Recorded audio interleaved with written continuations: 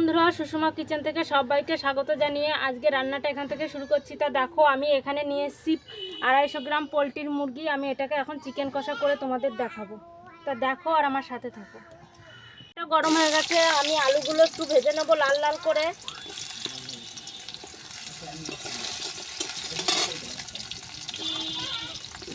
আমি আলুতে সামান্য একটু হলুদ দিয়ে দেবো কালার আনার জন্য, একটু লাল লাল কালার হবে। দিয়ে দিলাম সামান্য একটু হলুদ। বন্ধুরা, আমি আলুটা লাল লাল করে ভেজে নিয়েছি, তুলে নিলাম। এবার কড়াইতে দিয়ে দেবো তেল।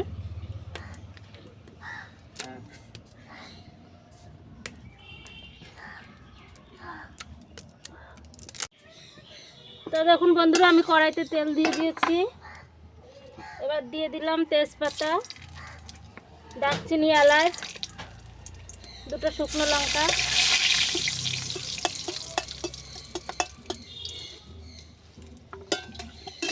আর ওই মাংসটা এখানে একটু লেবুর রস, একটু হলুদ, নুন আর লঙ্কার গুঁড়ো দিয়ে আমি ম্যারিনেট করে রেখেছিলাম।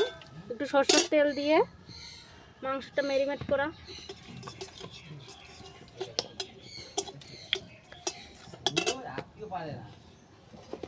এবার দিয়ে দেবো পেঁয়াজ কুচি।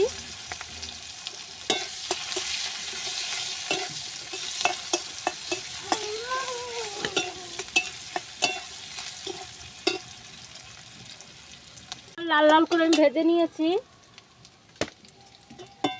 দেবো আদা রসুন বাটা,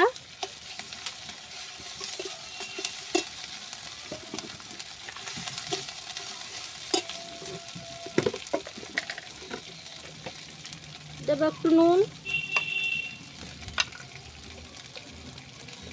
দিয়ে দিলাম একটু হলুদ গুঁড়ো,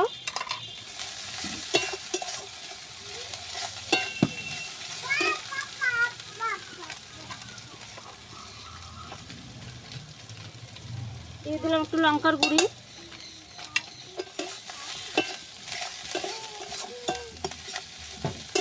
দিয়ে আমি ম্যারিনেট করা মাংসটা আমি দিয়ে দিলাম।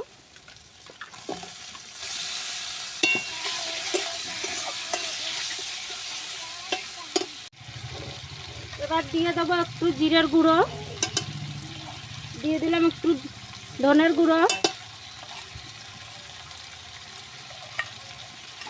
দিয়ে দিলাম চিরা কাঁচা লঙ্কা, দিয়ে আমি ভালো করে নাড়াচাড়া করে দেবো।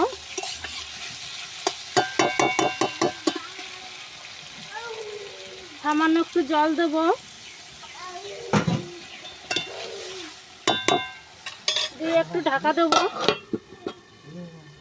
একটু কাশ্মীরের লঙ্কার গুঁড়ি দিয়ে দিলাম, ভেজে রাখা আলুটা দিয়ে দিলাম।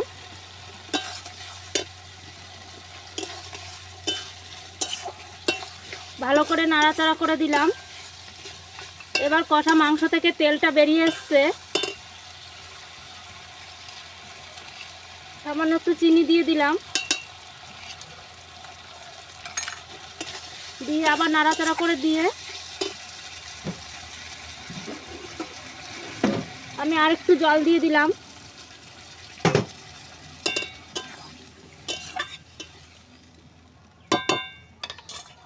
কষা মাংসটা হয়ে গেছে, আমি একটু গরম মশলা দিয়ে এবার নামিয়ে নেব।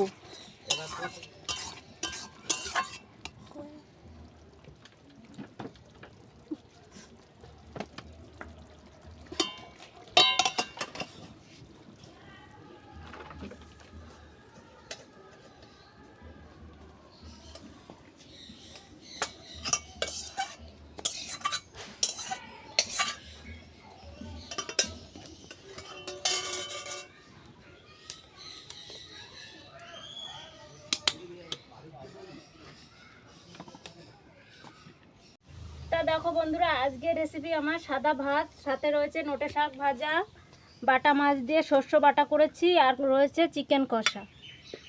কেমন হয়েছে আপনারা কমেন্টে জানাবেন।